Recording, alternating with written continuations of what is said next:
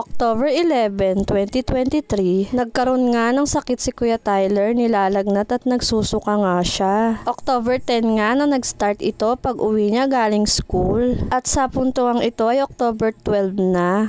At hindi pa nga rin siya okay kahit nainom na siya ng gamot. Ito talaga yung pinakaayaw ko na nangyayari sa mga anak ko, yung nagkakaroon sila ng sakit. At dahil nga pangatlong araw niya na merong sakit ay nagdesisyon na ako. Dadalhin muna namin siya ni Dada sa pahilutan. Papahilot muna namin siya. Pag hindi siya umokay, kapag nahilot siya ay ipapacheck up na namin siya. At sa puntuang ito ay medyo umaambon-ambon nga. Hindi nga talaga okay ang panahon. Paiba-iba talaga. Doon nga pala namin siya dadalhin kila mama. Wala kasing naghihilot na bata dito sa amin. Medyo nangihinayang na nga si Kuya Tyler dahil ang dami niya na raw absent. Ang dami niya na nga raw na miss na activity at quizzes. Sabi ko naman sa kanya ay okay lang yun anak, kesa naman makahawa ka ng ibang bata.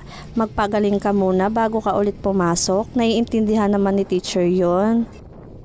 Pagkadating nga namin agad kila mama ay dumiretso na kami sa pahilutan para mahilot na siya agad at malaman kung ano ba talaga ito. At sa puntuang ito, pagkahawak pa lang sa likod niya ay sinabi na agad na napakarami niya talagang lamig sa katawan. At sa panahon nga daw na ito ay talagang uso ang sakit, lagnat, ubo, sipon at kung ano-ano pang mga sakit dahil nga daw sa paiba-ibang weather. At kahit nga ako hindi ko talaga maintindihan ng panahon, uulan, aaraw.